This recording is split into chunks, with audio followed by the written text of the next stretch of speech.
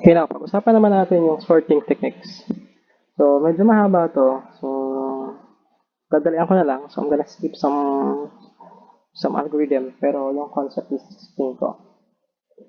So, pag sinabi natin sorting techniques or sorting algorithm, we are arranging data into a particular format, regardless if it's incremental or decremental, or let's say it's in ascending or descending order. So when you say it's sorting, so most common orders are in numerical. Pag sinabi natin numerical in numbers, or somehow in, let's say, co-graphical. Okay? So why it's important for us to learn how to sort, napakahalaga sa atin, because it's very difficult for us to find something, lalo na pinag-usapan natin previously yung searching, mahirap natin mahanap yung isang item kung hindi siya naka-arrange in order. Therefore, it's very important for us to arrange them in a particular order or format. So, example of sorting kung saan siya ginagamit in real life scenarios is the telephone directory. Imagine niyo, kung hindi nakasort ang telephone directory niyo, nakashuffle siya, ang hirap hanapin, di ba? For example, in messaging, hindi siya nakasort, hindi sila sunod-sunod. So, for example, yung mga replies sa inyo ay nasa ilalim. Alam mo, mag-scroll pa kayo pababa, di ba? And it's like in dictionary and a lot of things. Kung saan alam natin, it's very obvious and evident for us to realize that sorting is very important. So we have two types of sorting. The one is what we call the in-place sorting, and the other one is what we call the not in-place sorting. Pag sinabi natin in-place ang sorting, we don't need any extra space kung saan natin ihahabilin yung mga items na kailangan natin ipagpalit-palitin ng posisyon ng item. Okay? Example ng in-place sorting is the bubble sort. Pag sinabi natin not in-place sorting is the merge sort. Okay? Pag-usapan natin ngayon yung type of sorting na isa pa. So, we have the other one, we call it the stable sorting and not stable sorting. When we say stable sorting, nangyari doon, for example, we have a set of numbers here. Ito, unordered pa to. Ibig sabihin, hindi pa siya naka-sort. So, kung napansin nyo, there are two numbers na magkaparehas, which are number 26. The one in index number 6 and the other in index number 8. Ngayon, pag sinabi natin stable sorting, kung si index number 6 na may value 26, ay na-rearrange natin in this way, sorted na siya. At una pa to na, una tong 26 na to at index number 6. Pag nilagay natin siya doon, una pa rin siya, bago dumating sa index number 8 na may value 26, napalipat siya sa index number 4. As you can see, stable siya. Nauna to, bago ito, pag sinort natin siya, una pa rin to dito papasok bago sa 26 na ito at this point, sa bottom, sa ilalim. So, ganun pag sinabi nating stable sorting. So, paano naman pag sinabi kong not stable sorting? So, pag sinabi ko not stable sorting, magkapareha sila ng value. Pero nung isinort ko na sila, nagkapalit sila ng posisyon. Ang tawag doon is the unstable sorting. Changes the sequence of similar content in which they appear. Okay? Aside from that, meron tayong tinatawag na two types of sorting algorithm saan merong tinatawag na adaptive and non-adaptive algorithm. From the word adaptive, ibig sabihin ina-adapt na niya yung current na order. Pag sinabi natin non-adaptive, hindi niya na ina-adapt kung ano yung original na order.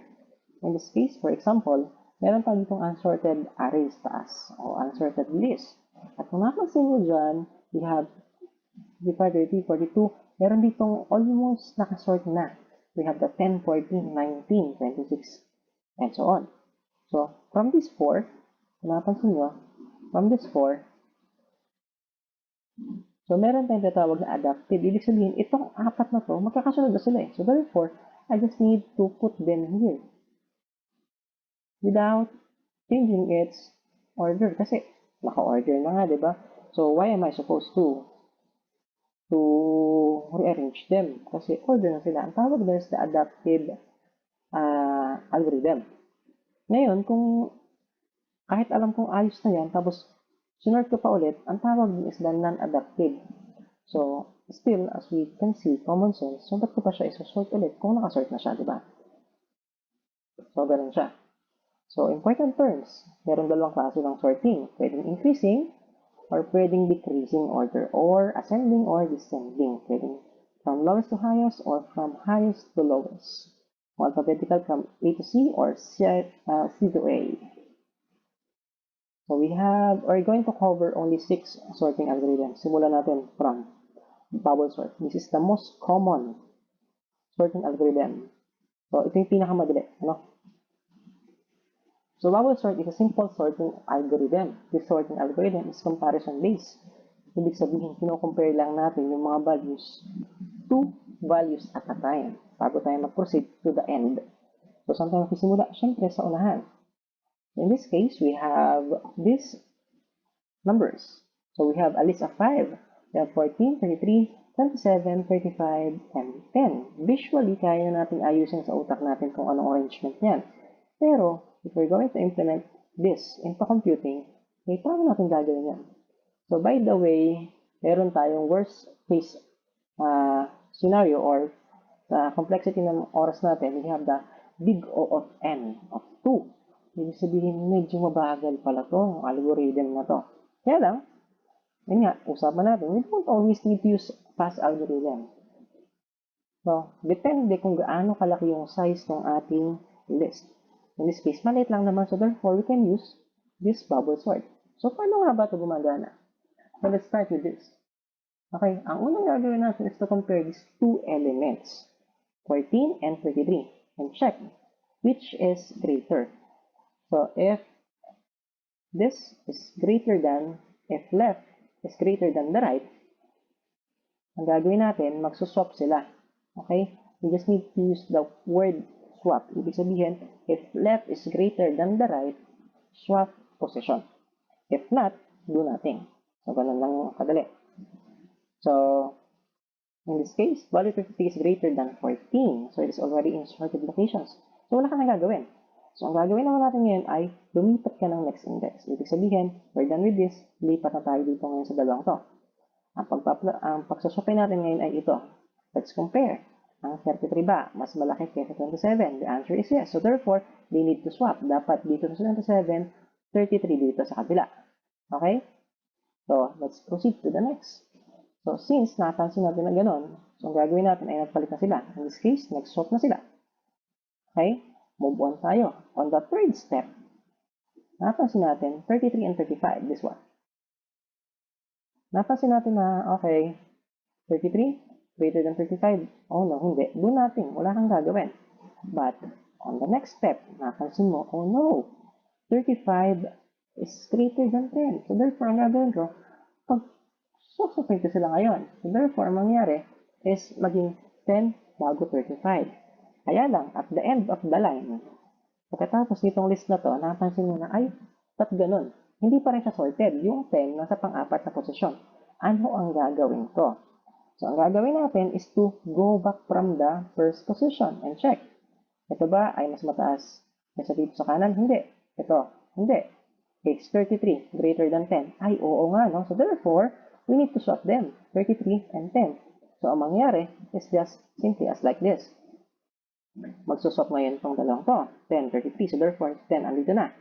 Okay. So, tapos sunod, 33. That's greater than 35. No. So, ibig sabihin, tapos na tayo. Balik ulit tayo sa unahan. So, ngayon, si 14 ba? Mas mataas kaysa 27? Hindi. Si 27, mas mataas kaysa kay 10. Ay, oo. So, therefore, they need to swap. Si 10 ngayon ang sumunod. Nagpalit sila ng 27. Marating ulit ang dulo. Pag-check ulit natin na wala. Nang gagawin, balik ulit sa simula. So, here, napansin mo, si 10 ba, ay si 14 ba, ay mas mataas kaysa kay 10. Oo, edi mag-swap sila ngayon. Dito nga tayo ngayon. 14 is greater than, 10 is greater than 14. No. Next. 14, 27. No. 27 greater than 33. No. 33, 35. No. Therefore, if it's already sorted, wala na tayong gagawin kasi we already sorted the array. So, pagkatapos nito, napansin nyo, mabilis mabagal. So, ang liit ng list pero ang tagal natin bago na sort kasi we are sorting them sequentially, isa-isa. Ito, tapos dito hindi pa sorted. Balik ulit dito, check, and then masyadong makupad. Ano kung napansin nyo? So, anong algorithm ang nangyayari dito? So, this is a pseudocode actually. So, we have the function named bubble sort. So, ang binibigay natin parameters is the list or the array. So, ang condition natin dyan for all the elements of the list, anong condition? Kung ang list mo at index position on the left, which is on index 0, is greater than list on the index of I, which is 0, plus 1, ang gagawin natin, gagamit tayo ng function, ang pangalan ay swap. Ang mangyayari, yung at this position, yung item na nandito, magpapalit sila ngayon. If ito na nandito sa kanan, lilipat sa kaliwa, at itong nasa kaliwa, lilipat niya sa kanan. That's why, kaya tinawag natin na swapping of values. Ganun na nangyayari sa bubble sort. So, malinaw? So now, let's proceed to the next algorithm. So, again, remember, sa lahat ng gagawin natin when it comes to sorting, use the keyword swap or the variable swap or the function swap. Okay? So, ngayon, what's the next? So, kung nababagalan kayo kay bubble sort, kailangan siguro natin na mas mabilis. So, in this case, let me introduce you the insertion sort. Pag sinabi natin insertion sort, nag-insert tayo. Okay? We don't need to go to the end yet, but we need to maintain. Okay? We need to maintain a sublist. Ibig sabihin, kailangan natin i-maintain yung nasa kaliwa bago tayo mag-proceed sa kanan. Bago natin galawin yung mga nasa kanang items, kailangan muna natin i-maintain kung ano yung nasa kaliwa. Okay? So, by the way, it has a worst case complexity of big O F n of 2. Ibig sabihin, mas mabilis siya ng konti kaysa kay bubble sort. So, paano ba ito gumagana? Simple lang. We have the same unsorted array katulad ng kanina. Okay? But in this case, mas marami to. Kasi kanina, parang 5 or 6 lang yung items. So, insertion sort compares the first two elements. Katulad na ng bubble sort. But the difference, makikita nyo later on. So, compare natin si left versus the right. Ngayon, napansin natin is 14 greater than 33. Hindi. So, therefore, let's do nothing. So, let's proceed. For now, 14 is in the sorted sublist. Ibig sabihin, si 14 stick na sa position na to. Kasi, mas mataas sa kanya si 33. Ngayon, nag-proceed na tayo to the next. Next step is to check the position. So, second position tayo. Ibig sabihin to, i-maintain na to. 14. Nakita natin si 43 at 27. Okay. Kinumpare natin. At napatunayan natin si 27 mas mababa kay 33. So, therefore, nag-swap sila. So, ngayon, ang ating maintained sublist is the 14 and 27. Ibig sabihin to, maintain sila. Ang gagalaw na ngayon is the next. Ito, 33 and 10. Now, let's proceed. Kinumpare natin. 33 and 10. Nag-swap sila ngayon. So, meron tayo ngayon dito na sublist na 14, 27, and 10. Oh no! Napansin natin na, si 10 dumating. Kaya lang, mas mababa si 10 kaysa kay 27 at 14. Do we need to proceed here or no? The answer is no. Ito muna ang kailangan natin ayusin. Kaya tinawag siyang insertion sort. So, let's proceed. Ang gagawin natin ngayon is to check these two values bago tayo pang proceed dito. 27 is greater than 10. Yes. So, they need to swap. Nangyari ito yan. Nag-swap na sila. Okay? And then, check again. 14 less than 10. Greater than 10. Yes. Nag-swap ulit sila. Ngayon, at this point, ito na ang ating maintained sublist. Kaya tinawag siyang maintain kasi hindi ka pwedeng mag-proceed unless sorted yung nasa kaliwa mo. Nakuha? So now, let's proceed. Okay na tayo dito. Ang next comparison natin is this two values, 33 and 35. Okay? So, it goes on and on. So, ang nangyari dyan, 33, 35, yes, sorted na. But, 35 and 19. So, therefore, ito magiging 19. Ito magiging 35. As you can see, ito, 33. Ang mangyayari dyan, 19, 33, they need to swap. Kasi, para ma-maintain natin yung list natin dito at this point. Therefore, ito ay magiging 19. Ito magiging 33. Okay, let me erase. Erase natin. So, therefore, ang mangyayari ngayon is magiging nag-swap na ito ngayon. Ito naging 35. Ito ay naging 19. Ibig sabihin, ang arrangement natin ngayon, hanggang saan tayo kay kilos? So, ang kilos natin ngayon ay from dito hanggang dito. Ayusin muna natin yan bago tayo mag-proceed sa 42 and 44. So, kailangan natin mag-swap ulit kasi napansin natin, 35, but when we get to this point, ayan, ang nangyari, nakita nyo siguro na ito ngayon ay 19. Ang kasunod na 33. These two must swap. Okay? Ang gagawin natin ngayon dyan is to swap them. So, ang gagawin natin, magpapalit sila ng position. Ang kalalabasan niya ngayon ay magiging 1933. But still, hindi pa rin tayo satisfied kasi si 19 ay mas mababa kaysa kay 27. Si 19 at 27 naman ngayon na magko-compare. Okay, since ito ay 27 greater than 19, kailangan nila mag-swap. So, they need to swap. So, let's remove this, and this, and this, and this. So, gawin natin siyang maging 19, 27, 33, and 35. Now, we have that sorted sublist. At dating na tayo ngayon sa 35 is greater than 42. No? Shift letter I dito. Magiging 42 is greater than 44. No?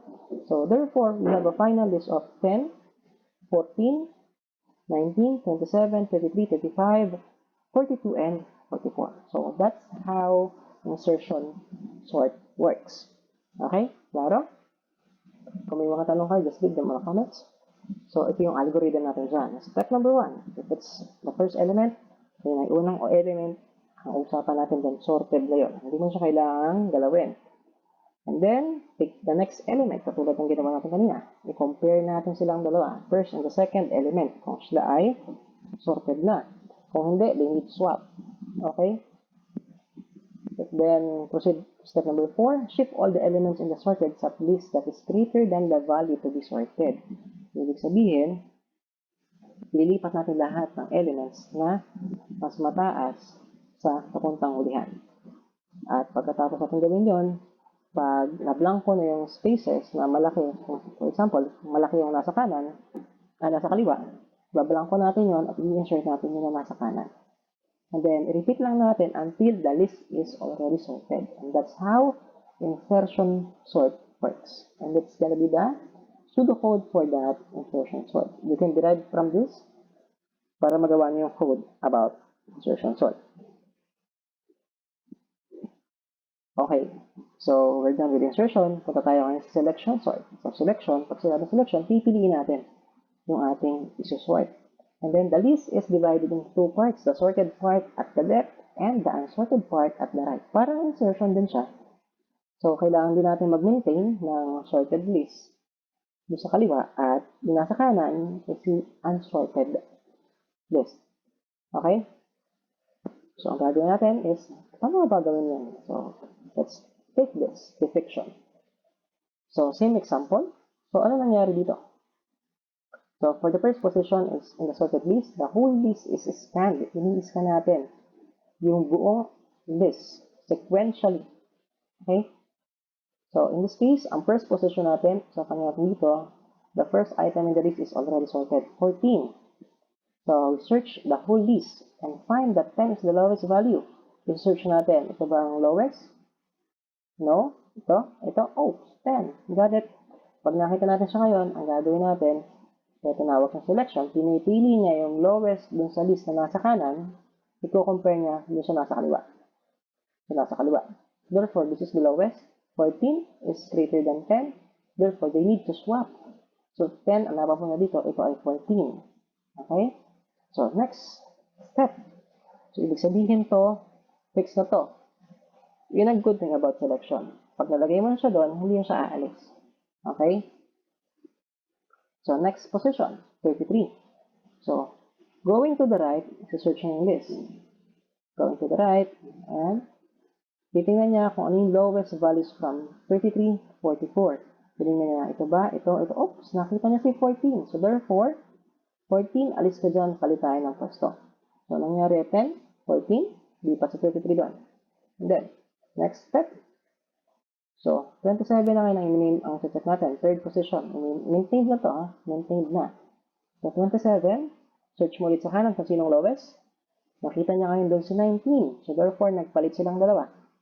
19 and 27. Next position tayo. Okay, check na tayo dito. Pumasok si 19.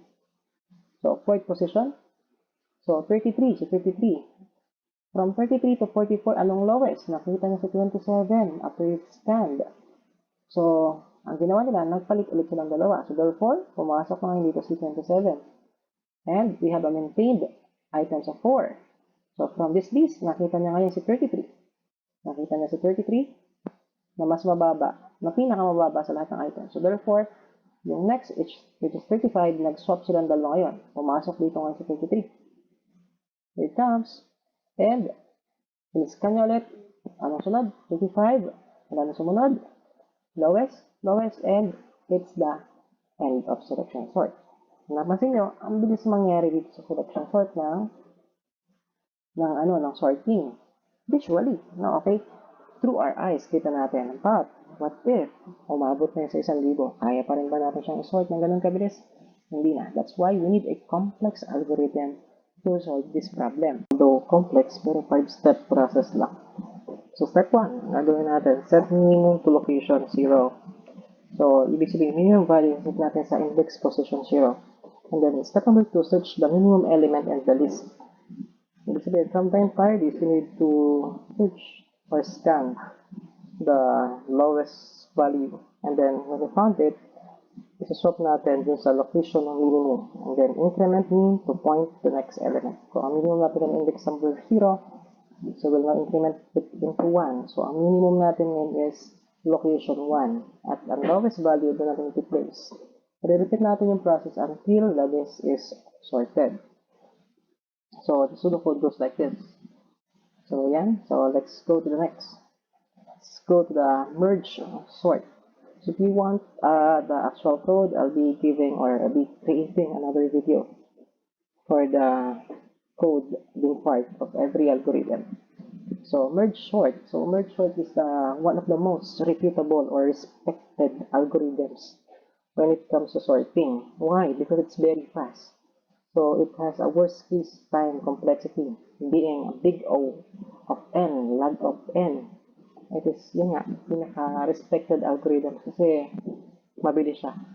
Okay, it is based from the divide and conquer technique. So, ang ginagawa dun is to divide it first. And yung na-divide na, i-divide into the smallest element yung list. For example, we have 10. It will be divided into 5 and divided into equal sizes. In this case, what we have here is a list of 8 equal o even. So, kung may magtatanong, what if it's 9, sir? Paano natin i-divide yung equal? So, it's gonna be 4 and 5. 4, hatiin mo 4, 5. So, merong tig dalawa. 2 and 2 sa 5. There's gonna be 2, 2, and 1. So, yun ang nangyari. So, after that, para maintindihan natin kung paano gumagana ang merge sort, so, what we gotta do is to divide it into 2. So, ito, unsorted yan. Unsorted pa rin to. So, na-divide natin siya. Pagkatapos natin siya hatiin, yung kalahati nun, yung kalahati ng bawat isa, nahatiin ulit natin sa gitna. Ibig sabihin, 8 divided by 2 is 4. And 4 divided by 2 is 2. Which therefore, there are how many pairs? 2. 1, 2, 1, 2, 1, 2. After natin siyang i-divide, i-collapse ulit natin siya ng isa pa. So now we have an individual items. Magkakahiwalay sila. Atomic value na hindi na pwedeng i-divide. Ibig sabihin, single value, single value, single value. Kaya atomic value sila. So once it's already collapsed, ang gagawin natin yun is to merge them. unti-unti. Kung paano sila pinag-iwahiwalay kanina from big to small, ngayon naman from small to big ang mangyayari nating merging. So, ang in-merge natin is 14 and 33. So, as we all know, 14 is less than 33. So, therefore, mas mababa sa 33. Kapag pinag-merge natin yung 14 and 33, it's gonna be still sustained ang value. Next value is 27 and 10. Pag pinagsama natin, pag pinag-sort natin sila, at pinag-merge, ang mangyayari 10, 27. Ang 35 at 19, magpapalit ng 19 at 35, so 19, 35 yan. At yung 42 at 44, nothing changes, so still, yun ang mangyayari. Now, next step. Ang mangyayari ngayon is yung dalawang, yung per pair, magkasamahin ulit natin into 4. So, therefore, from this, dito natin, from 14, 33, 10, 27, pagkasamahin natin itong dalawang to. Yan, yung dalawang pares na yan at itong dalawang pares na yan later. So, pag pinagsama natin yan, isusort na agad natin sila. So, therefore, magiging 10, 14, 27, 33. At ito magiging 19, 35, 42, 44. To find out, tingnan natin kung tama nangyari. Yes, tama nangyari. Merge na ngayon yung apat. At yung apat din. At ngayon, meron na tayong dalawang list of sorted elements.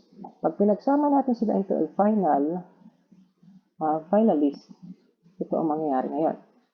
So, here's gonna be 10, 14, 19 galing sa kabilang list.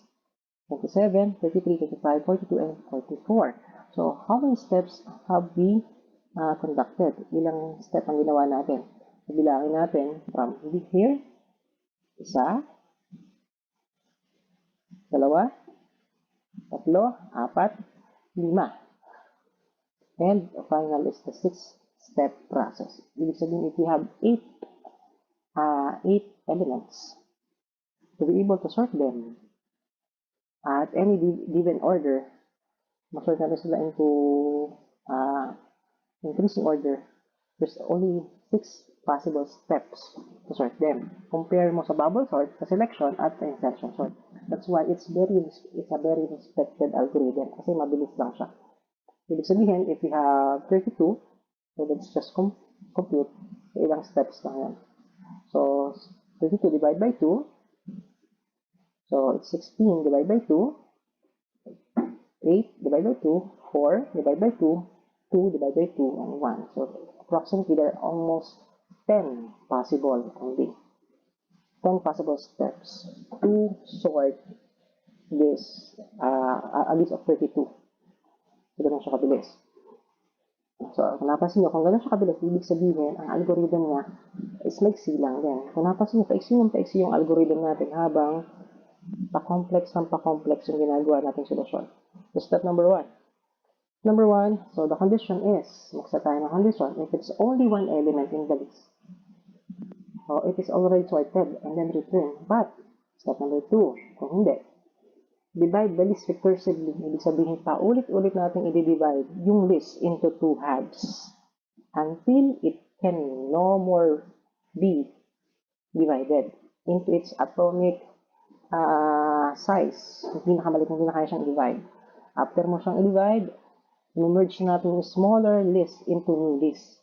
Ibig sabihin, yung maliliit, palalakihin na natin. Pagsasama-samahin na natin until mabuo na ulit natin yung ating list. Parang ano lang, parang voltage 5 lang. No, hiwa-hiwalay, nagsama-sama. So, let's fold in. So, it's merging. Okay? So, that's merge sort. The Sudoku is just like this. You can read this for you to understand it even more. So, sunod, shell sort. Patapos na tayo. We only have 2 more. Okay, shell sort is a highly efficient sorting algorithm. It's based on insertion. So, insertion-based pala to, itong shell sort. This algorithm avoids large shifts as in case of insertion. So, diba sa insertion, ang ginagawa natin, hinahanap natin yung lowest value and then i-insert natin dun sa left side para ma-maintain natin yung list. So, itong shell sort, gumagamit tayo ng the NATS formula. So, anong equation is simply H is equals to H multiplied by 3 times 1, plus 1. So basically, it's it's an interval of 4. So where is each is interval with initial value of 1. So just like what we have here, same example, okay? Same values na gamitin natin but different arrangement this time. So let's consider following the following example to have an idea of how shell sort works.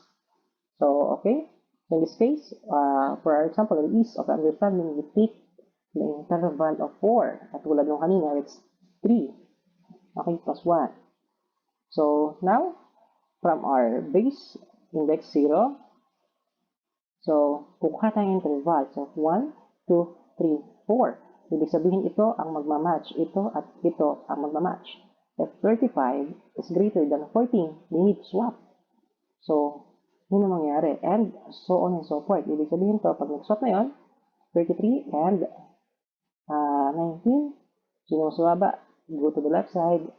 Dito, sino mas mababa? 27, go to the left. And 10, if it's not greater than the right, just stay left. Okay, now, meron na tayong panibagong list after we swap values using the interval. Okay, this is the new list. But still, they are not yet sorted. So, what we're gonna do next is to use the new interval or gap. So, this time, after natin gamitin yung knots formula, gagamit na lang tayo ng interval of 1. So, in this case, interval of 1, 14, compared to 27, which is greater, will be going to the right. So, since swaba si 14, nothing will happen. 19 and 10, they will swap. Ito ay magiging 10. This will become 19. And then next, 35 and 42, nothing will happen. 33 and 44. After that, we have a new list like this. 14, 19, 27, 10, 35, 22, 42, and 44. As you can observe, hindi pa rin naman siya nakasort. So, ang gagawin natin sunod? No, medyo magulo siya kung titingnan kasi mas mahirap. So, anong gagawin natin yan? Finally, we sort the rest of the array using interval of 1, value 1. Shell sort uses insertion sort to sort the array.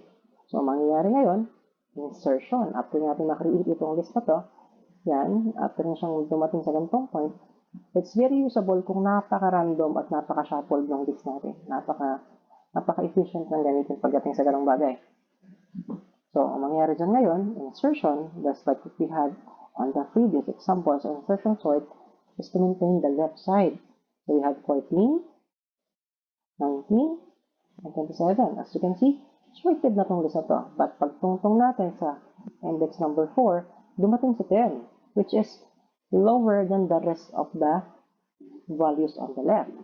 So, ang gagawin natin, in every step, mag-move tayo to the left. Magsuswap-swap siya ng value hanggang siya ang maging pinaka-minimum values to the left. So, compare 27, 10, move to the left. 19 and 10, move to the left. 10 and 14, move to the left. And then, nasa leftmost side na si 10, proceed na ulit tayo dun sa position where we left. Ibig sabihin, dito tayo nagtapos. Yan. So, nandun na si 35. 35 ba? Higher than the rest of the leftmost elements? Yes. So, proceed tayo. But, dumating si 33. So, ang gagawin natin kay 33 ngayon is compare it to its left element. If it's lesser than the left, malit sila ngayon. Ngayon, nagpalit na silang dalawa. After this swap, check again the rightmost elements.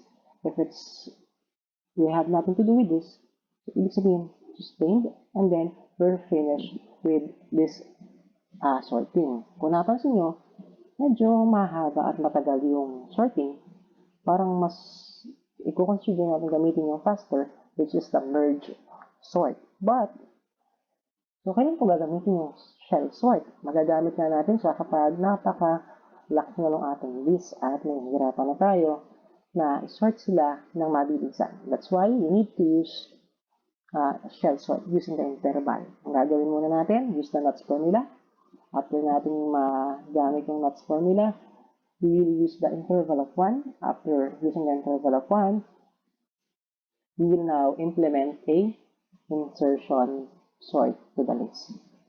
And that's the end of the shell sort. So, ito yung algorithm. We have, actually, it's 4-step process. Okay? Step number 1, initialize the value of each. Ano sa each? Each yung lots value mo. Yung interval. Step number 2, divide the list into smaller sublists in equal interval h. And then sort the sublist using a certain sort and repeat until list is sorted. Ganun lang siya kadali. Ang explain ng algorithm, pero the process is so complex. Okay? Again, I had provided the pseudocode below. You can play around with this, with your codes, and if you want actual coding, you can write them below. So now let's go to the last sorting algorithm, which is the quicksort.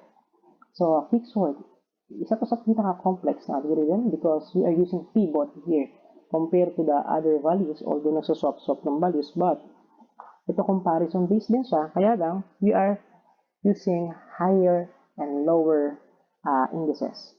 So quicksort tayo ngayon. It's a highly efficient sorting algorithm and it's based on partitioning of array of data into smaller arrays. No? So, a large array is partitioned into 2 arrays. Parang merge, pero hindi actually katulad ng search. Kasi gagamit tayo ng pivot. Ano yung pivot? Okay, mamaya makikita yung pivot. Okay, ito yung ikot mamaya. Kaya tinawag siyang pivot. So, ang gagawin natin, so, kailangan natin makita yung pivot value. So, quicksort partitions an array and then calls itself recursively twice. Recursion ang nangyari. To sort the 2 resulting sub-arrays. This algorithm is quite efficient for large-sized datasets. That's why, okay, magandang gamitin ito kasi pang large-size na datasets. So, as you can see here, meron tayo ditong list of 1, 2, 3, 4, 5, 6, 7, 8, and 10. Ang pivot natin is, most of the time, it's on the last position. Okay, ang ating low is the starts here, and the high is starting here. So, ang mangyari dyan, i-compare natin yung mga values na ito. So, from this example, let's check. The pivot value divides the list into 2 parts. And recursively, we find the pivot for each of these until all list contains only one element. So, simulan natin dito. So, yung ating low at ang ating high. Yung low ba natin ay mas mababa kaysa doon sa pivot? Pag oo, sustained. Okay? Pag yung high ay mas mataas doon sa pivot, pupunta siya sa kanan. So, adjust lang siya ng adjust until matapos na yung swapping value. So, panoorin nyo maigi. So, yung partition 1, partition 1, partition 2, after natin makita yon, i-check natin yung pivot and see.